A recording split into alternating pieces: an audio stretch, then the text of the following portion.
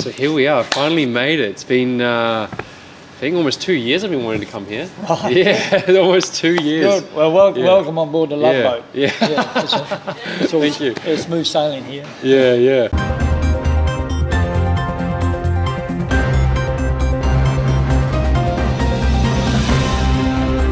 So it's Nanga. How do I say your name? And what does it mean? Nanga. Nanga, yeah. And to me, Nanga. it's obviously Nanga.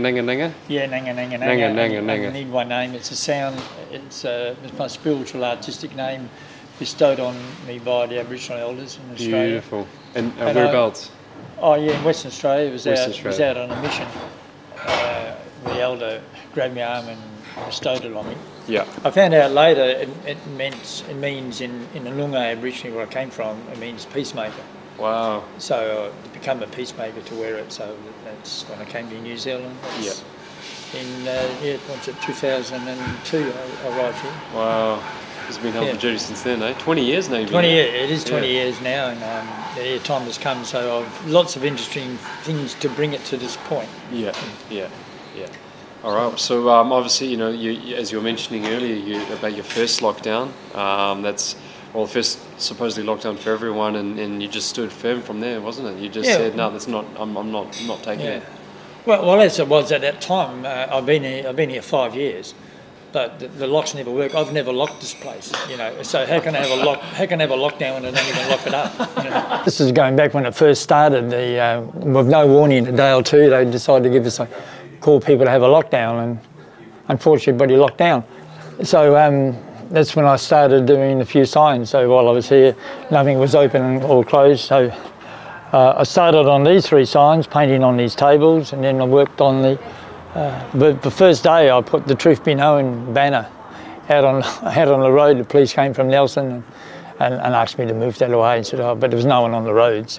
So I said, no, I need it here for the sun for it to dry. So we left it there and completed it, and have been pushing for the truth to be known. And we all, one truth to one person can be very different than for another. But there is only one truth, the whole truth, and nothing but the truth. That's it. So the very first day there was the locals complaining because I stayed open just doing things. I wasn't trading. Yeah. And so police came from Nelson and Montreal all on the same day. False alarm, of course, and I sent them home. I did offer them a free coffee.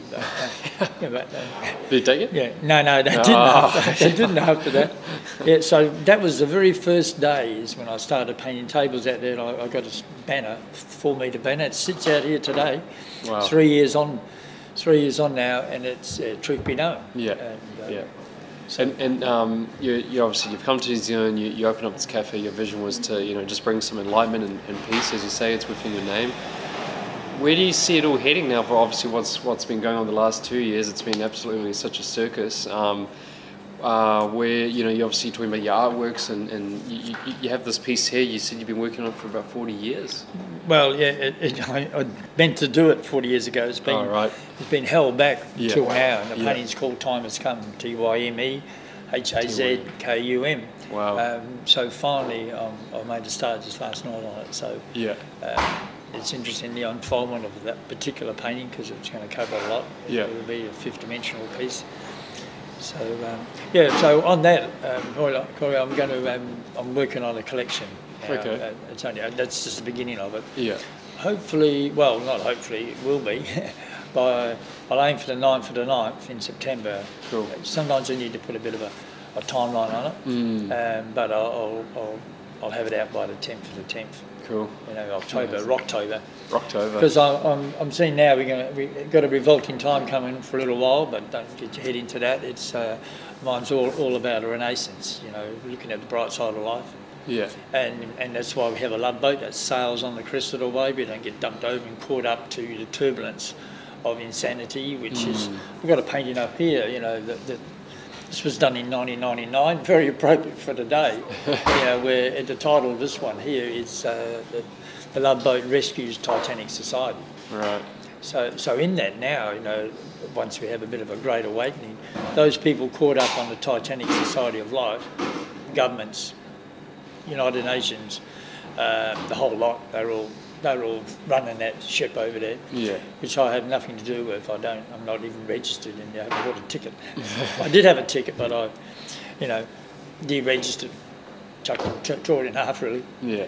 So being a captain of the Love Boat, I sail in the opposite direction to a Titanic society. I'm sailing, we the people, hardy spirited ones of the world, we're sailing into the sunrise of a new way and a new day. Yeah.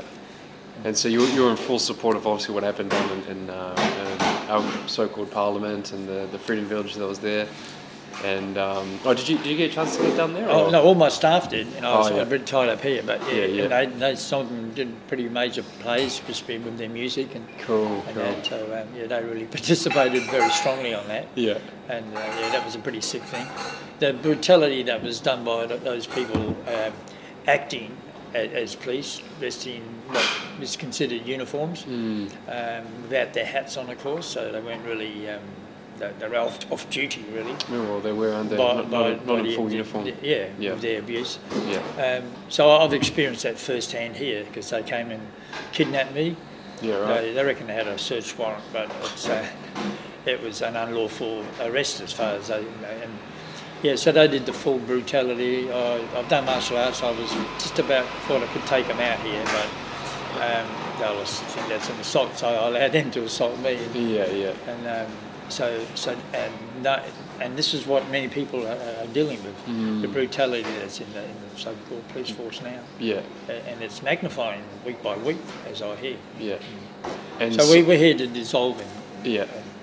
And so by doing so, you do things like obviously you have your own plates here, right?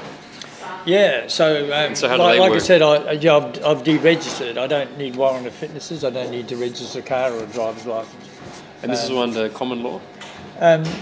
Well, it's equity. Yeah, it's equity. You would come under common law. Yeah. There's a little separations in there, but it's the so these number plates, it's the CR, the crown, and that's the number. It's my date of birth, my 21. So I only had it on the car for 2 or 3 days. So I deregistered the car this particular day, and this so-called Sergeant Jono in here in Takika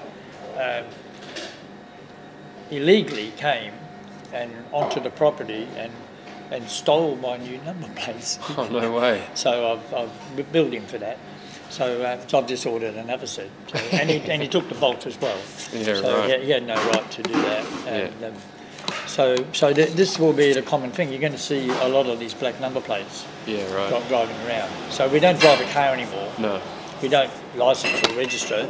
Yeah. We are travelling from A to B as a non-resident settler. We have the right to go, the human God-given right to go from A to B whenever we like. We just don't cause harm, damage or injury to any other party or property.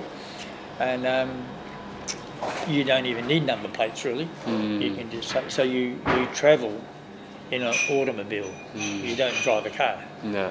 There's a little difference in the terminology of that. Massive, yeah. Because when you drive a car, you're under the New Zealand Corporation basically. Yeah. And when you're travelling in an automobile, you're not part of that anymore, isn't it? Yeah. So you can get on the back of a horse or a cow or whatever, but I choose to use a automobile. Automobile, nice. Most of the time. Yeah. Or you can have a bicycle. And the helmets will take full responsibility not to injure yourself. So we've got a skull here as a helmet. I've often been pulled up for not wearing bicycle helmets, but look after yourself and your fellow man and woman. Yeah.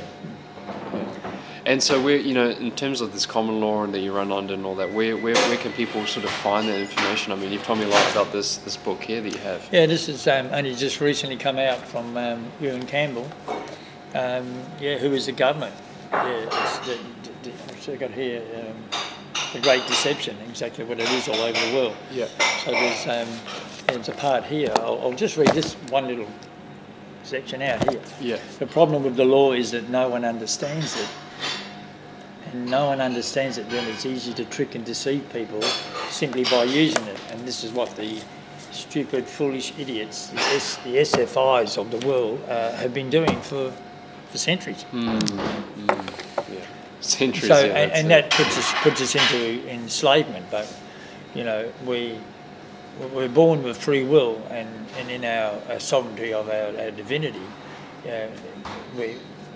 we're not to be enslaved. So And do you see Australia taking on the same path as well? Because whereabouts in Australia from? yeah, Western Australia. Oh, yes, that's right. Yeah, Perth in the southwest. Yeah. Because I mean, I've got a lot of friends and family. I spent 8 years there myself, almost 2 years in Perth and 6 years in Melbourne, and it just seems that the movement's taken quite a big halt over there. You know, people have woken up pretty quickly over there. We're talking about millions. Yeah, but they fell into a bit of a hole there. I was a bit surprised, and you know, back in the days there when I led just over 10,000 people through the streets about saving a forest. Wow. And they got up and revved up, and then there was the Indigenous side, and we had the bikies, the farmers, the truckies, the education and the medical and nurses. They all came in groups, and this is what they should have all come together in unity, not just the bikies or the truckies. They could have had a big parade, have the farmers, the truckies, and then the bikies, and then you could have the education, then this, and then the sporting facility. A bit like the Olympic Games, a big parade, and just get all these sectors coming up and saying no to this insanity and enslavement. You know, that it should. You know, they could have done that early in the piece. One in, all in. If they all stood up, it could have changed it. And the Monopoly board game falls over, doesn't it? Yeah. So it's blown out to a ridiculous situation now. But I'm seeing this coming to a fast end. What's it going to do to wake up so many people? Or maybe the threat and danger for the children. Maybe this is when the parents and the grandparents, the uncles and the aunties and all those will finally say no to this. So I'm seeing that probably what it will be. Yeah, I hope so, because I actually attended the Hood court case where they filed it there. They were appealing against the 5 to 11-year-olds. Yeah. So that was massive. But I mean, there was 12,000 pages of evidence there that was filed with the judge. So I mean, we're still waiting to hear back from that. So hopefully they pull that off. I mean, for me, if they say no good, then to me that just shows how corrupt the whole thing is. Because I mean, we you know, the last 2.5 years of information, you know, including Dr. Malone, working on the mRNA technology and all sorts of things you can just think of for, you know, MedSafe and the WHO and all that sort of thing. Put it all together and it's like it's right there. And I mean, if they say no, it's not good enough. To me, that's really going to be like, they've been doing this from almost day one. The evidence and the proof's always been there.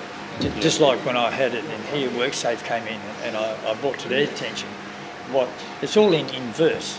And they do the opposite of what really is there.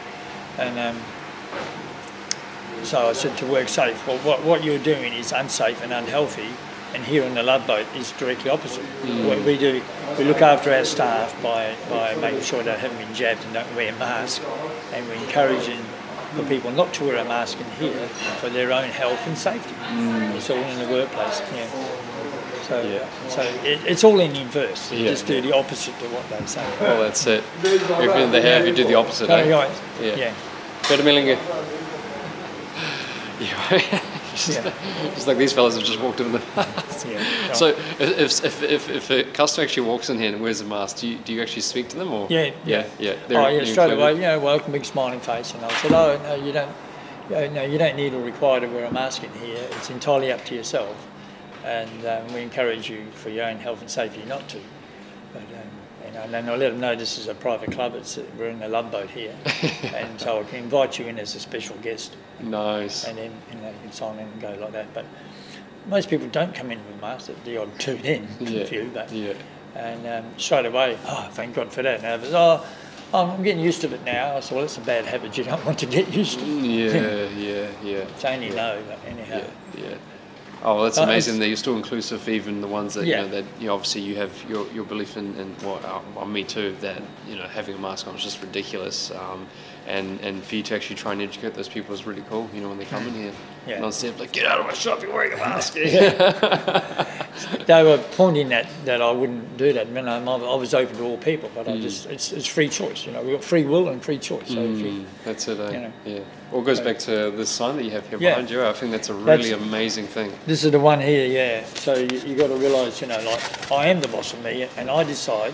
You can give me some good suggestions and recommendations to do things, and I'll consider that. But I'll at the end of the day, I'll decide if I'm going to wear a mask or not, or whatever, you know.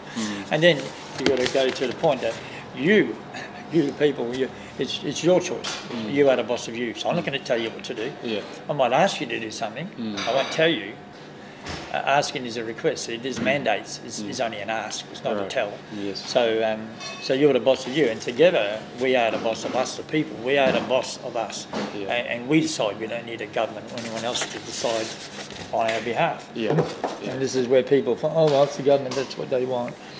No, fall into the trap. You know, better do the right thing.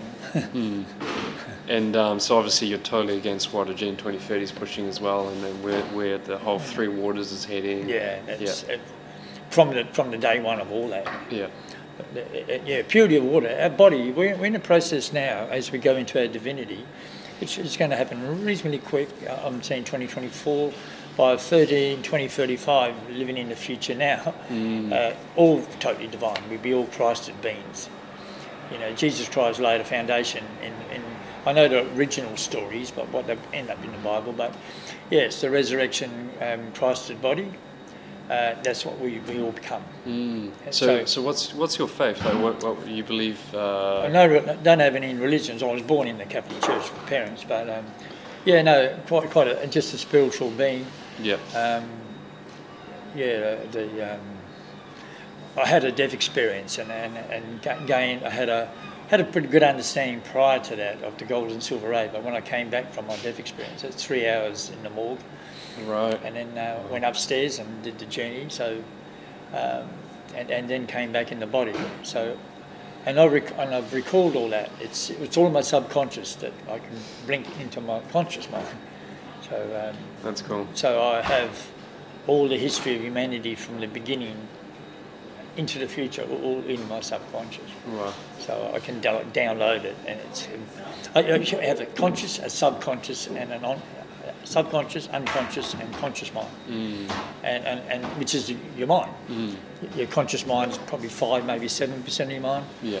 I would say subconscious could be around the 70% or so, and your unconscious mind is all of it, is 100% of your mind. Wow. So when you work, it's a bit like in your computers, you file around. So all the information, it's in the subconscious, so it's filed away, and you open, and your conscious mind is what you're alert with.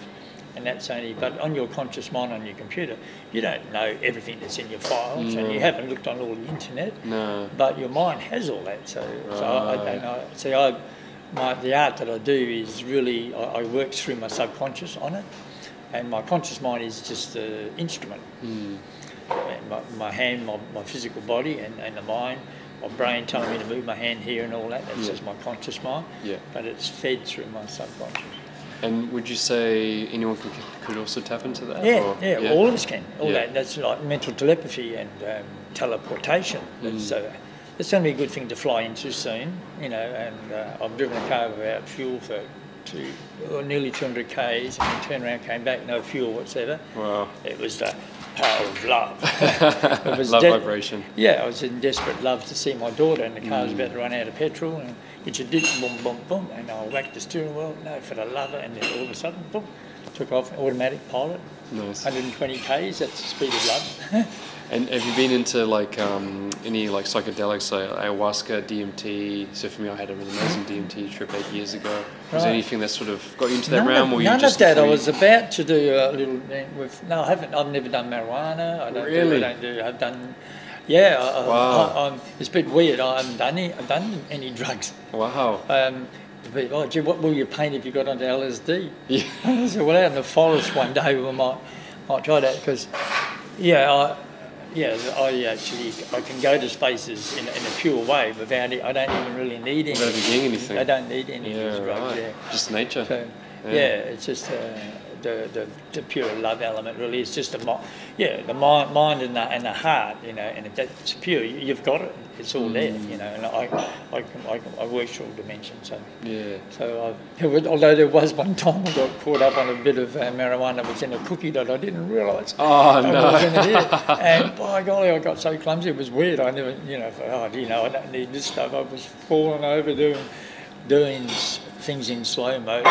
It was like weird. I said, no, so that's what it's like, isn't it? No thanks. Yeah. Oh, it's amazing, just natural high. That's so cool. Yeah. Even when I used to go to the Starters dance party, what the hell's he on, you know? And then they were saying, oh no, he just the sun and the air, he just lives off that. So, but people having. They said, it took me 3 years to get in the conversation, but that was only just the base stuff. But and I didn't realise that all this the fluoro UV light paintings and that and I had because dancing around it was sending people on trips just by your light. Wow. Because I've seen obviously your fluoro paintings in there, and that's quite amazing. So you've painted all those, or is it just a bunch of people? All the art here is what I've done. Yeah. All here, that's all yours. Wow. Yeah, so I'm about to introduce fifth-dimensional artwork, which is sound and light, and it'll be used through ultraviolet light, right? With fluoro paints. And I use metallic, iridescent, pearlescent, holographic, fluoro, and base paint with a balance of white and black light. Covers all really, and that's the materials, the ingredients that I would use creating fifth-dimensional art. Right. And it's done with music as well, so there's a sound and light vibration. That's what the new collection will be. Yeah. For that, you know, I'm doing a painting called The Great Awakening, and I'm doing another painting, Lessons for Humanity. Now that's a painting. It's all there.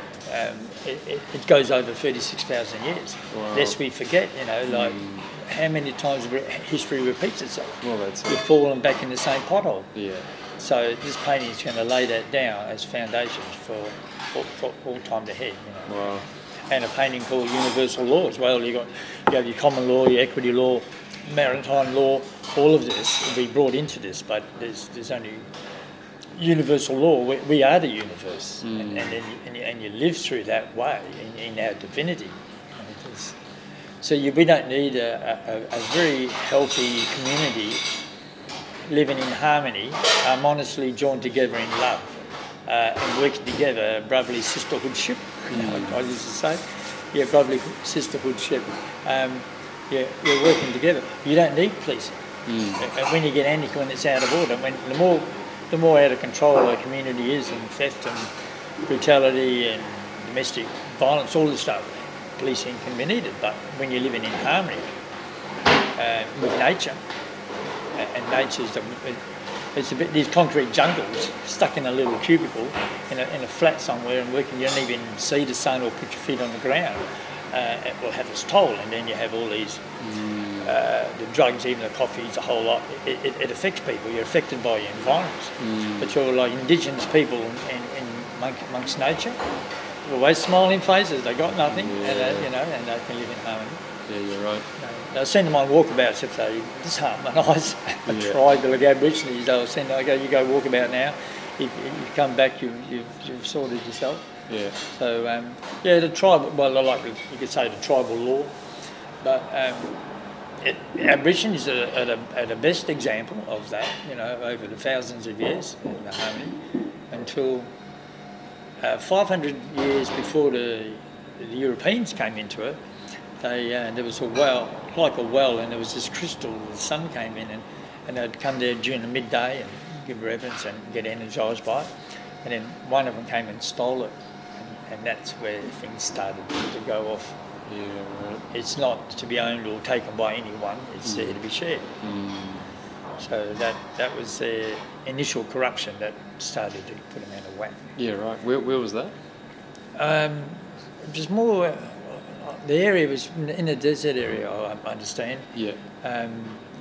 Between Kalgoorlie and Uluru, right out in the bush there. There was a few tribes, families. Yeah. So that's the thing. Indigenous people is decentralisation. Yeah, I've got a painting out there called United Society, and it's just around male and female all around together around one campfire or one heart, one people, one love, one world.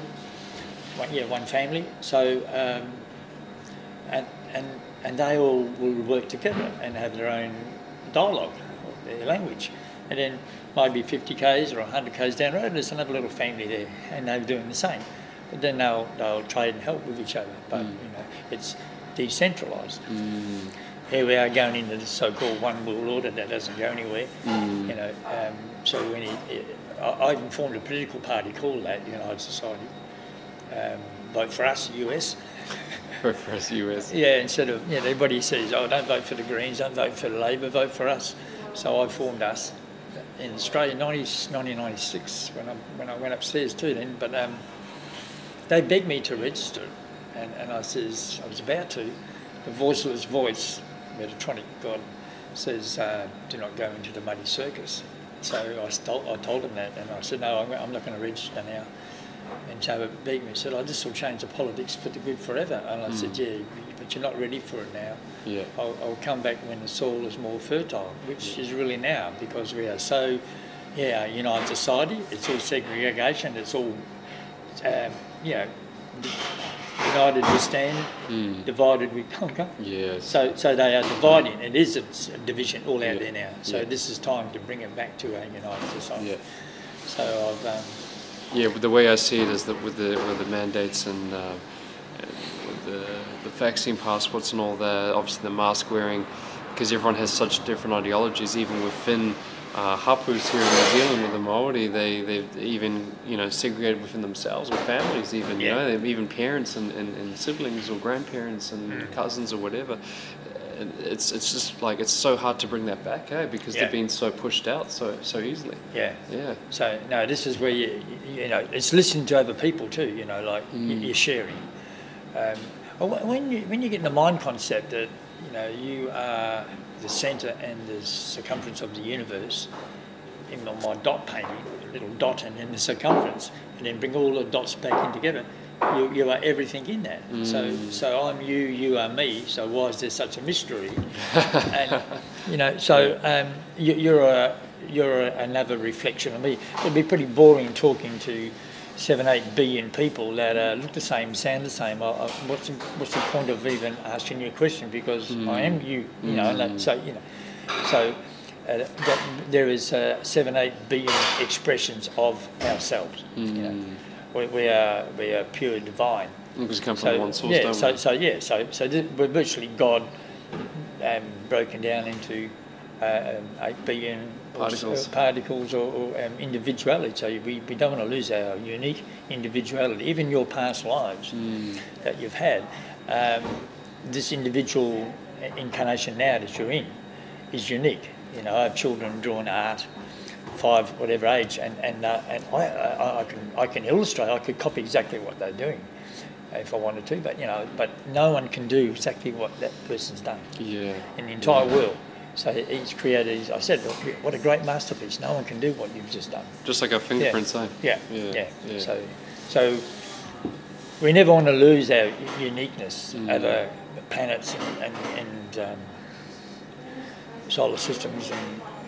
I've been through all the galaxies. In my death experience, it was like boom, going through the Milky Way, the black hole of the Milky Way, and then next minute, boom, boom, boom, boom, boom. I went through every galaxy, past, present, and future. It was like supernovas, boom, boom, boom. So, but the individuality, you are all those. It's hard to think of that this is the oneness. It's like one drop in the ocean and a beautiful bright bit of red, and all of a sudden it just disappears. But where is it? It's in the entire ocean. Would you say, because for me, like I see the new age movement almost dangerous in a way, because one of the things with Agenda 2030, they want to create one religion. And what do you think about that? Because I think I'm a man that speaks many languages. I've been to so many countries and experienced so many radical things through temples, shrines, mosques, churches, you name it. In Asia, even technically Africa. I've been there, for Egypt and Europe and North America. And I think it's like you said, it's keeping this uniqueness. Everyone has this belief, and it seems to be the same belief, isn't it? I shall not kill, steal, being love. Like you said, love is the answer, isn't it, when it comes to all of this? And I'm really not liking how I don't know if you've seen, but the Pope from the Vatican's actually trying to form an alliance with the Muslims up in Saudi Arabia and try to form the one church sort of thing. Right. Yeah. And so for me, I'm very anti how they're trying to put all the religions Yeah. into one. I Right. think that, because if it's a part of Agenda 2030, I think that's quite dangerous. Yes, Like, where is that all heading, sort of thing, you know? True, yeah, that's correct, because with on the oneness side of it, and religions, you go back to Jesus, Buddha, and Krishna, just for those three alone. Yeah. The original teachings from the masters, it was all came out of disciples, and they weren't, a lot of that wasn't ever delivered from. And then they get misinterpreted and all the rest of it. So, and then somebody asked me about that, and about Jesus, Buddha, and Krishna. Go back to the core essence of the three, it's all the same. And even when they talk about the 10 commandments, the first 3 commandments, that holds strong, it's the main 3, first 3, holds strong for the whole lot. And then they asked, and I said, yes, that's the soul, spirit, or the spirit, that we have a soul and a spirit. And the personality, it's like an egg. You have the eggshell, can be the character person. The white of the egg can be more like the soul, which is the bridge between it, and the yolk is really the spirit. So the spirit yolk of let's say Jesus, Krishna, and Buddha is the same. And the oneness. I had the great experience of oneness, and you can't explain oneness. You need to experience it. Yeah. Would you agree? Yeah. I mean, I could see, well, my tracking into the oneness happened at a sheep, the sheep sale. All the different, and I was on my adopted farm, friends, and they had all their sheep with a black face, and then they're all in this pen. And George had 3 sheep in there, and there was about 20 sheep in there. And I'm trying to find, they all look the same. And I'm trying to find out which is his 3 sheep. And then I connected with one. Oh yeah, that's one. And then finally I said, 1 minute I pick his sheep, and then they move around. I'm seeing the individual, and then I'm seeing them all. And then I'm going back and forward a few times, and the mind was going. And then I saw it, and then I went with other sheep and other little friends. They're all the same. Then I'm seeing them different. Like Japanese, you might say, oh, they all look much the same. They're dark hair. But then when you look closer, no, they're individually different. And then it got to the point, all the people, there was about 3,000, 2,500, 3,000 people. I'm seeing them to be the same, but all different in their clothes. So I'm seeing they're separate and the oneness of it. And then it came out, the whole day evolved from that. Then I'm looking at all the grass on the paddock, and I'm connected to every single grass. I had the oneness of each grass blade. And now I sort of separate, so I had this mindset, and then it really connected about the whole part of the oneness. Being one, Yeah. So I won't to abuse any other one, which is your one. You're only abusing yourself. So you won't do that. Well, that's true, isn't it? So once the whole mindset changes when you realise you are, you just you won't abuse it. I hurt you, I'm hurting myself. Well, that's it. You never inflict something on someone else that you wouldn't inflict on yourself, right? Yeah. And then just like to say, love your neighbours as yourself type of thing. So, and the mindset. I've got a painting called "A Star We Are." It was based on it a few years ago, but now I'm going to take it to another level of a 3-dimensional sphere, and has the male and the female in there, and they spin. And when it spins around at a certain velocity, the light and sound, the light will come through the 24th strand DNA. 24 is all angelic, and the light, and they meet together in the finals. Boom! 13 minutes this will happen, and that will, as soon as it hits it, the total oneness and the love will happen. So I'll build this up for the collection. Cool. And if that was done on like YouTube, and those who could see it in a 13-minute process, so the male and female figures, the female was like this and the male was like this. When it spins around and goes to a certain speed, the male and female fuse together as one.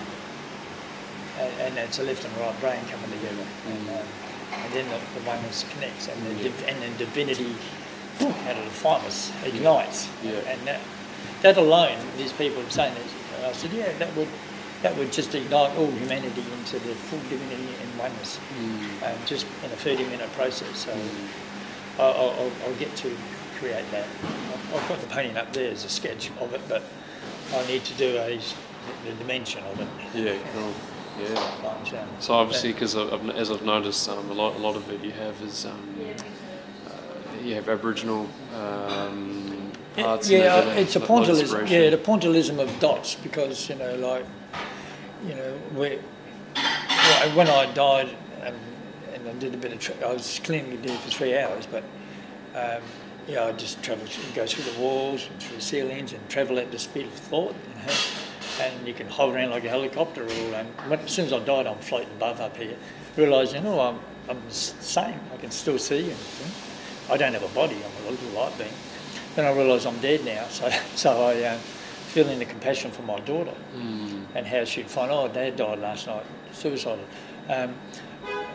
So I'm feeling for my daughter, and she was 1,700 kilometres south down in Harvey, little town, and I'm up there in Kununurra near Darwin Way.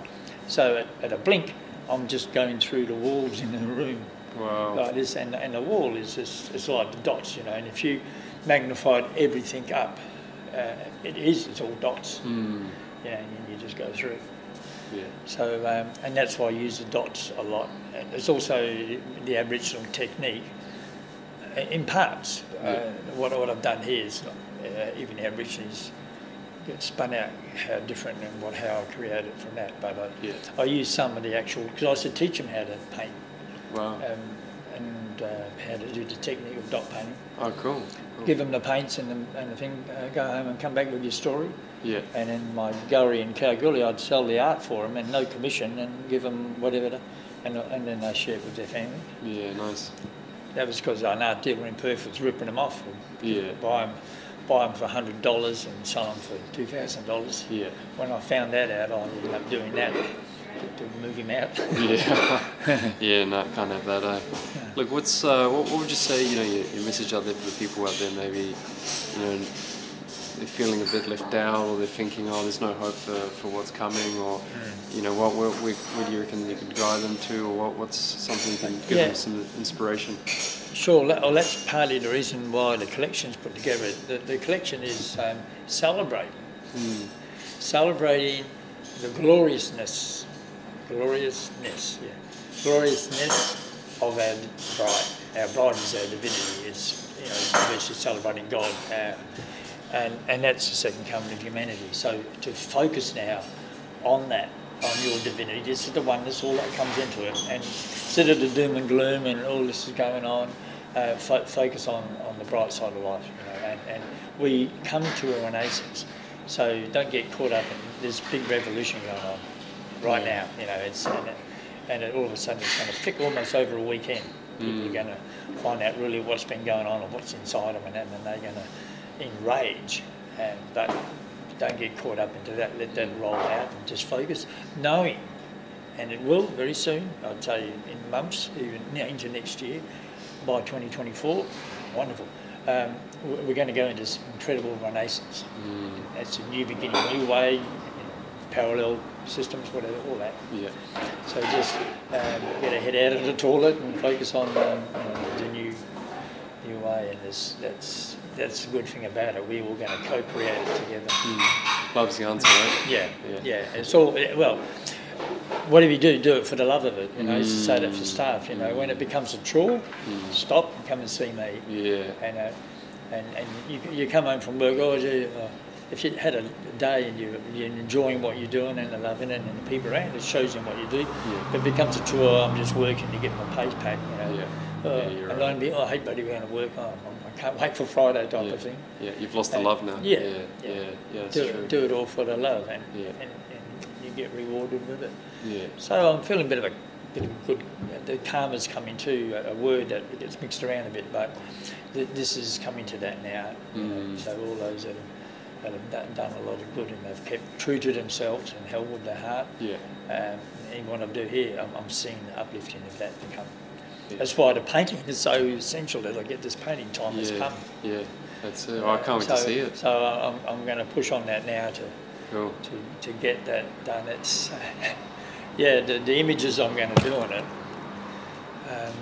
So I don't need to think, because my conscious minded. I've got these incredible images of male and female, and when they're in the love vibration, their auras combine. It's like we're sitting here together. We got to, we're not in arguing. We're in harmony. So our auras around here, so they intermingle, and form. It's a bit like sound. You get a harmonic sound. That wouldn't happen by the two individuals. Yeah. So when you come together in harmony, it could be a whole family. You get in there. There's a good vibe here, a good vibe. They all get together, and I get it here on these dance nights here. The whole vibe's there. So all these little auras are in there, and they're all singing and dancing together. The whole thing blazes together in a oneness of a wonderful vibe. Yeah. Oh, that's awesome. So I think people need to focus on that, because I'm those stupid, foolish idiots trying to take me in the courts and in their silly game, in their injustice and their made-up laws. They think they've got me by the balls, really, but I've got them by the throat in equity, and they can rebut all they like, but I don't go their way. I don't need to defend all their charges and stuff. No consent, no contract. To join them, it's not applicable. They don't understand this. Well, they don't want to understand, do they? But I'll insist upon it before things will go forward, because this SFI judge fella, I said, did you see and read my declaration of truth, the affidavit? And he said, yes. That's a whole lot of nonsense. And I said, no, it's the truth. But what I would have been better off to carry on there, I would have said, okay, so what part of those 42 clauses do you find nonsense or don't understand or agree with? I should have pushed that next question. So wait, he'll go on, like I said, what part is that you're not comfortable with? So next time around, I'll stop the process. He rambled on with other things. So I now, it's a bit of practice, but now I know how to polish it all the way through. And when you deal with these fools, you slow it down, because they think they might be a judge. Well, okay, you sit back and assess things, and you can judge, but you don't. You think only God can judge. So no, it's a bit of a chess game in there. It is, But I'm 120% confident where that's all going to go. I'm there doing it on behalf of for everybody, for us, in the ones. I might be here to protect and sort this out, but in doing that, they want to make an example out of me, but I actually make a president out of him. Just turn that around. Then I end up opening up all the doors and windows and others, and that's what they don't want, even in number plates. I get away with this and have all these other people going around. So they don't get on about a licence, but I'm on the Love Boat. When I was in the Titanic Society, I would need if I'm playing their game, I'd have to register and I have to get a licence, but and they've got no jurisdiction whatsoever in a Love Boat. We have our own. We don't do rules and regulations. We don't do licences and levies and all that stuff. On the Love Boat, it's guidelines and recommendations. So you driving on the road, there'll be slow down 35. It's not a speeding fine. It's letting you know there's a sharp corner, and we recommend. Freedom of choice, right? Yeah. So we're just giving you some guidelines, and we recommend you're best to slow down around the 35k to take that corner. If you didn't know that, you just drive around and bang, you can go too fast. Because there's limitations to freedom too, isn't there? Yeah. So recommendations and guidelines. I like that. Awesome. So that can ring off because we're close. Right. Well, it's amazing to come here. It's definitely worth the wait and coming to meet you. And it's great to catch up. Yeah, definitely. So it is quite a crucial turning around point now in these weeks, especially. Well, August could get pretty turbulent out in the water of the ocean of life, but look forward to like September, October. I feel things are really going to be start lifting. Lifting for the good. It's just the calm before the storm, eh? Yeah, it is. So don't get caught up in the August side of things, because it's going to get about to go down now. It's going to get really crazy. Well, maybe it needs to get a little bit worse before it gets better, eh? Yeah. So. Well, thank you. Hug. Right. Yeah. Thank Actually, you. we teach people heart to heart, Heart to heart. heart to heart, heart to heart. Yeah. Awesome, That's brother. the way. Thanks, eh?